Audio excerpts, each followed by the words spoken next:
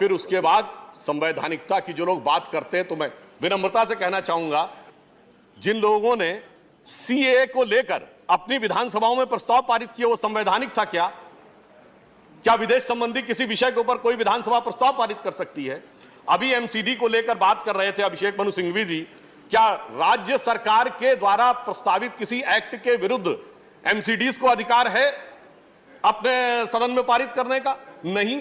तो जिन लोगों ने संविधान का मखौल उड़ाया, वो आज संवैधानिकता की बात करते हैं, तो इस बात को लेकर बहुत आश्चर्य होता। हां, मैं एक बात जरूर कहना चाहता हूं, जब किसी लॉ को पास होने की बात होती है, तो अभी हाल के दिनों में एक बड़ी मजेदार बात हुई। फार्म लॉ है, किसान संबंधी कानून, सबसे पहले जिस राज्य की विधानसभा ने उसके विरुद्ध प्रस्ताव पारित किया वो थी पंजाब, और वो साफ हो गए। और गलती से ही सही, जिस विधानसभा ने सबसे पहले उसके समर्थन में पारित कर दिया था, आम आदमी पार्टी की दिल्ली की सरकार, वो पंजाब में छा गए। तो अब आप सोचिए कि कई बार आप सोचते हैं कि आपने जो लॉ पारित किया है वो क्या किया है, वो सही या गलत, चुनाव का विषय भी इन्होंने इससे जोड़ने का प्रयास किया। तो मैं कहना चाहता हूं कि जो आम आदमी पार्टी की सरकार है, मुझे ऐसा लगता है चुनावों में उन्होंने एक अप्रतिम काम किया है। शायद चुनाव आयोग ने जो उनको चुनाव चिन्ह दिया है वो बड़ा उपयुक्त दिया है। या तो वो झाड़ू फेर देते हैं या झाड़ू फिरवा लेते हैं, बीच की कोई स्थिति नहीं रहती है। जैसे पंजाब में उन्होंने झाड़ू फेर दिया, मगर गोवा में 39 में 35 सीटों पर जमानत जब्त हो गई, उत्तराखंड में 70 में 68 सीटों पर जमानत जब्त हो गई। दोनों जगह उनके मुख्यमंत्री कैंडिडेट की भी जमानत जब्त हो गई। और उत्तर प्रदेश में तो जितनी सीटों पे लड़े सब पे जमानत ही नहीं जब्त हुई। उपसभापति महोदय, 0.35% वोट मिला, जो नोटा से भी कम था। तो मुझे यह लगता है, अरे भाई, चुनाव का विषय बिल के संदर्भ में इनकी पार्टी के द्वारा लाया गया। प्लीज संजय जी, माननीय संजय जी, प्लीज। देखिए, बिल्कुल हम बता रहे हैं, ऐसा लगता है कि इनके चुनाव का विषय इनकी पार्टी की तरफ से लाया गया है कि आप चुनाव को टाल रहे हैं। चुनाव शब्द इनकी पार्टी के द्वारा लाया गया, हमारे द्वारा नहीं लाया गया, इसलिए मैं चुनाव शब्द पे जवाब दे रहा हूं। क्योंकि हकीकत क्या है कि लगता है उत्तर प्रदेश में सपा बसपा पर तो बुलडोजर चला, इन पे तो वैक्यूम क्लीनर चल गया, एकदम पता नहीं कहां पे जो रह गए थे वो भी निकल के बाहर आ गया। अब मैं ये कहना चाहता हूं कि जब हमने एकीकरण का यह प्रयास किया है तो क्यों किया? आज भारत दुनिया की एक उभरती हुई वैश्विक महाशक्ति है। हमारी राष्ट्रीय राजधानी में हम शायद कोई और उदाहरण हमारे विद्वान सदस्य बताएं, क्या दुनिया में कोई दूसरा देश है जिसकी राष्ट्रीय राजधानी में कोई एक मेयर नहीं हो? हमारे यहां 3 मेयर। कभी अगर आवश्यकता पड़े तो दिल्ली का रिप्रेजेंटेशन अंतर्राष्ट्रीय स्तर पर कैसे होगा?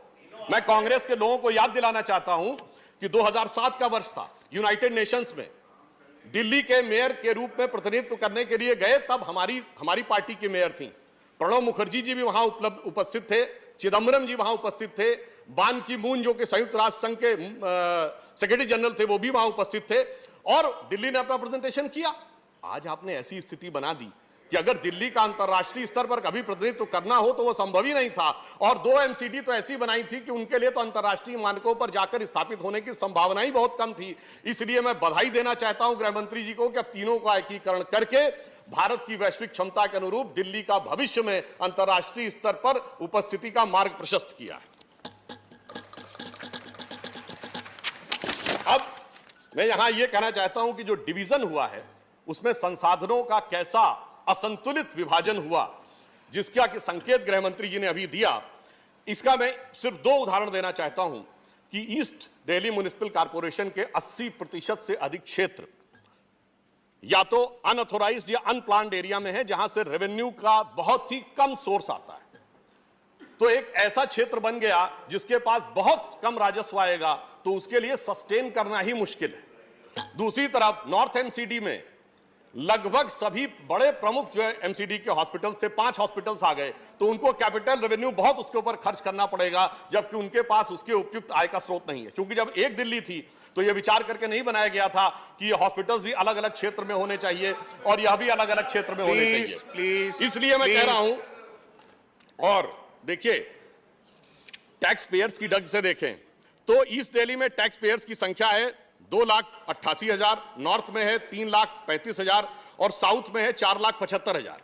अब ये तो संख्या है, पर गुणवत्ता के आधार पर देखेंगे, संख्या के आधार पर देखेंगे, राशि के आधार पर देखेंगे तो उसमें साउथ दिल्ली की स्थिति बहुत बेहतर नजर आती है। इसलिए संसाधनों का एक बहुत असंतुलित डिस्ट्रीब्यूशन हुआ, जिसकी वजह से यह समस्या और बढ़ती चली गई। और उसमें फिर जब राज्य सरकार के द्वारा न्याय नहीं किया गया तो यह भी आप देखिए, दिल्ली का एक साल का बजट 75,800 करोड़, एमसीडी के लिए संस्तुति 40,500 करोड़ और आवंटन 6,129 करोड़। बस यह संख्या अपने आप में पर्याप्त है बताने के लिए कि एमसीडी के लिए किस प्रकार का न्याय किया गया और क्यों एमसीडी के एकीकरण की आज आवश्यकता थी। मैं इसलिए तुलना करना चाहता हूं, यदि दिल्ली की एमसीडी की तुलना हो सकती है तो बीएमसी से हो सकती है, बृहन मुंबई म्युनिसिपल कॉर्पोरेशन, जिसका कि बजट 46,000 करोड़ रुपए का है। इसीलिए उसके अनुपात में 40,500 करोड़ रुपए का बजट युक्तिसंगत लगता है। परंतु 6,000 जब दिया जाएगा तो आप सोचिए कि कितनी मुश्किल होती है। परंतु उसके बाद भी मैं बधाई देना चाहता हूं कि एमसीडी ने इस विपरीत परिस्थितियों में भी 2020 में जहां 7.2 लाख बच्चे एनरोल्ड थे तो 22 में 8.70 लाख हुए और 47 नए विद्यालय भी खुले।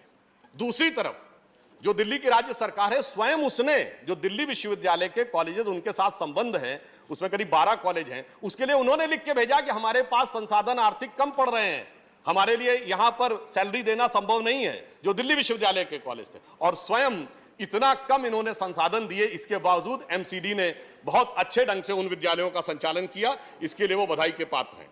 फिर चाहे दिल्ली के सौंदर्यीकरण का सारा भार एमसीडी के ऊपर हो, 15,000 पार्क हो, 3,700 पार्कों में झूले, 5,82,000 एलईडी लाइट्स लगाई गई, सारा सौंदर्यीकरण हुआ। कोविड के दौरान छतरपुर में एक बड़ा हॉस्पिटल भी बना जिसका उद्घाटन गृह मंत्री जी ने किया था। छोटी छोटी बातों का भी ध्यान रखा गया, जैसे मार्केट में महिलाओं के लिए पिंक टॉयलेट इत्यादि बनाने का भी काम उस समय सरकार के द्वारा किया गया। भले ही दूसरी तरफ किस प्रकार की व्यवस्था थी अलग बात है। दिल्ली जल बोर्ड जो पहले 10 साल पहले प्रॉफिट में था, आज हजारों करोड़ रुपए के, लगभग 57,000 करोड़ रुपए के घाटे में है, वो अपने आप में एक अलग विषय था।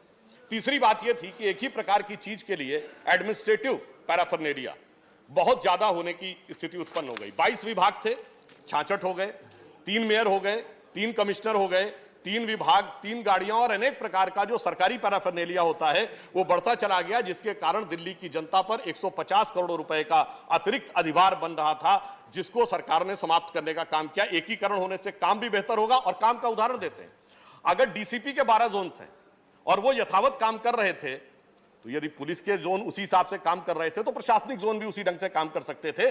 तो दिल्ली की जनता से ये 150 करोड़ रुपए प्रति वर्ष का अधिभार की आवश्यकता नहीं रहेगी। यहां पर मैं यह भी कोट करना चाहूंगा कि दिल्ली सरकार ने 2006 में म्युनिसिपल कॉर्पोरेशन के रिफॉर्म के लिए कमेटी बनाई थी, जिसमें उन्होंने अपने एक फॉर्मर ब्यूरोक्रेट को उसका अध्यक्ष बनाया था। दिसंबर 2020 में उन्होंने लिखा that it was the biggest mistake of then government to break the municipal corporation, which has led to the situation today. He said that his committee has recommended to the then union government, yani 2006 mein, and the Delhi government that MCD of the Delhi was not easily divisible and that its division could bring the multiple problems including the geographical challenges and the inequitable distribution of the resources. तो इसका अर्थ यह हुआ कि आपकी सरकारों ने भी जो समितियां बनाई थी, उनमें भी जो व्यावसायिक आपको सजेशन मिला था वो पूरी तरीके से आपने उसको नहीं माना। इसीलिए यह विभेदपूर्ण स्थिति उत्पन्न हुई, जिसकी तरफ इशारा किया गया कि एक नहीं अनेकों स्ट्राइक हुई। 2021 में म्युनिसिपल स्टाफ ने जो स्ट्राइक की उसमें 10 डिफरेंट ओकेजन पे लगभग 7 मिलियन वर्क आवर्स का लॉस हुआ और जनवरी 6 से 21 के बीच में 52,000 एम्प्लॉइज इन्वॉल्व हुए और 52,000 एम्प्लॉइज का इन्वॉल्व होना अभी तक की सबसे बड़ी स्ट्राइक्स में से एक शुमार किया जाता है। दिसंबर 2020 में मेयर्स ने हंगर स्ट्राइक की मुख्यमंत्री जी के ऑफिस के बाहर बैठकर। अक्टूबर 2019 में 260 टीचरों ने जाकर स्कूल के सामने म्युनिसिपल कॉर्पोरेशन के सामने प्रोटेस्ट किया। 2018 में अगर आप देखें तो सैनिटेशन वर्कर्स को प्रोटेस्ट करना पड़ा। यह कहीं ना कहीं दर्शा रहा था कि किस प्रकार का भेदभावपूर्ण रवैया था और जो एमसीडी का ड्यू था वो नहीं मिल पा रहा था। और स्ट्राइक लगातार हुई जनवरी 2017 में, जनवरी 2016 में, जनवरी 2015 में, परंतु किसी के कान पे जू नहीं रहेंगी। क्यों नहीं रहेंगी? क्योंकि जो पार्टियां थी वो तो, जो पार्टी दिल्ली में थी वो तो नई राजनीति की प्रतीक थी। उनका कहना था नई राजनीति है, तो वो नई राजनीति के प्रणेता थे, तो नई राजनीति पे वो कुछ सुनने को तैयार नहीं थे। और उनकी नई राजनीति की जो पूरी कथा है 11 वर्ष की, हम ये नहीं कहना चाहते, एक ही पंक्ति में अगर कह दूं तो पहले कहते थे राजनीति में नहीं आएंगे, आ गए। फिर कहते थे सारी संसद और विधानसभा के लिए बड़ा आपत्तिजनक शब्द प्रयोग करते थे, असंसदीय होने के कारण मैं प्रयोग नहीं कर रहा हूं, वहां भी आ गए, उसके सिरमौर भी बन गए। शीला दीक्षित जी के लिए अभी हमारे अभिषेक मनु सिंघवी जी तो बोल रहे थे, पर वो भूल गए कि सारे ऑटो के बाहर 2013 में बेईमान जैसा शब्द लिखा हुआ। कहते थे हमारे पास तो सैकड़ों करोड़ की सैकड़ों पन्नों की बुक है, और जब हम लोगों ने कहा कार्रवाई करो तो कहते सबूत लाके दीजिए। ये एक नई राजनीति थी। फिर कहा ना भाजपा समर्थन लेंगे ना कांग्रेस से लेंगे, फिर लिखित में समर्थन मांगा। फिर कहते थे जन लोकपाल लाएंगे, जन लोकपाल तो छोड़िए, अपनी पार्टी में एक लोकपाल थे उनके एडमिरल साहब, उनको भी समाप्त कर दिया। फिर कहते थे सीएम आवास नहीं लेंगे, वो भी लिया, सुरक्षा नहीं लेंगे, वो भी लिया। अब वो वैगन आर कार भी नजर नहीं आती है, और चार्टर्ड प्लेन की भी आवश्यकता पड़ी, कोई बात नहीं। कहते थे नो वीआईपी कल्चर। याद करिए 2015 में 26 जनवरी का दिन, जिस दिन बराक ओबामा आए थे, उस दिन बाकायदा उनकी पार्टी की तरफ से यह कहा गया कि पूर्व मुख्यमंत्री के रूप में जो वीआईपी सीट मिलनी चाहिए थी वो नहीं मिली। इसका अर्थ यह हो गया। फिर इतना ही नहीं, बिहार में जाकर राजद और अन्य दलों के साथ वो खड़े हुए जाके, प्लीज प्लीज, हाँ जी बिल्कुल हो रही है मान्यवर, अरे और अरे इतना नहीं, सुनिए तो प्लीज प्लीज, बिल्कुल आप सुनाइएगा जनाब सुधांशु जी, अरे हमारे माननीय सदस्य प्लीज, नई राजनीति, अरे नई राजनीति के प्रणेता हमारे माननीय सदस्य लोग भी पार्टी में जाकर उत्तर प्रदेश में सपा से भी गठबंधन करने का प्रयास किया। उनकी जो भी आपत्ति है मान्यवर honourable member address the chair, chair को एड्रेस करें। माननीय सुधांशु जी, एड्रेस को चेयर करें, चेयर को एड्रेस करें। माननीय सभापति महोदय, ये मैं सिर्फ ये बताना चाहता हूं कि जो लोग कहते थे कि हम नई राजनीति लाएंगे, वो आकर कैसे कैसे कैसे कैसे रूप बदलते हुए कहां तक पहुंच गए।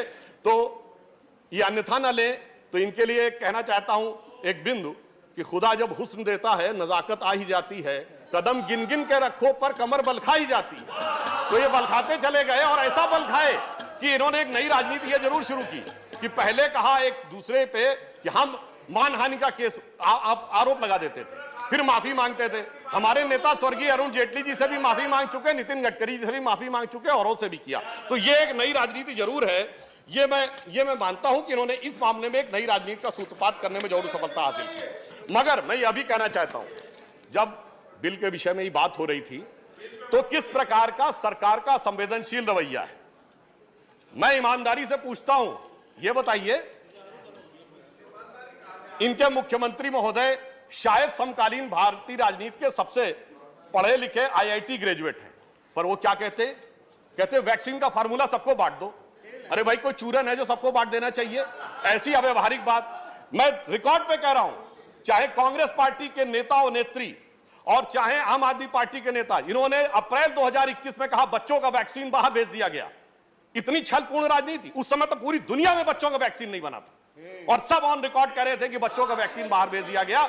ये इस बात का प्रमाण है। और फिर इस ढंग की अव्यवहारिक बात कहते हैं, प्लीज इस ढंग की अव्यवहारिक बात, माननीय सुधांशु जी ऑन द बिल, हाँ इस ढंग की अव्यवहारिक बात कहते सभापति महोदय, प्लीज कोई सामान्य व्यक्ति कहे प्लीज तो बात समझ में आती है। संजय जी यूट्यूब पे डाल दो, प्लीज संजय जी, अब वो प्लीज संजय जी, पे डाल दो। सुधांशु जी, इस ढंग की जो फिल्मों को डालने की यूट्यूब पे बात कहते हैं, एक बहुत ही हल्की बात लगती है। अब सुनिए, अरे भाई आगे बात तो सुनिए। Please Sudhanshu ji address the chair. अब मैं सभापति महोदय बताना चाहता हूं कि इन लोगों ने जिस प्रकार की अव्यवस्था की, मैंने कोविड के दौर का क्यों जिक्र किया, हाई कोर्ट में लोग गए और हाई कोर्ट ने टिप्पणी की कि कोविड के दौरान जिस प्रकार की अव्यवस्था थी, मई 2021 का मैं हाई कोर्ट का कोर्ट बता रहा हूं, जब उसने कहा कि what is the use of mohalla clinic, it is the waste of resources, if you made this infrastructure, what's the worth if it cannot be used for the purpose of dealing during the pandemic?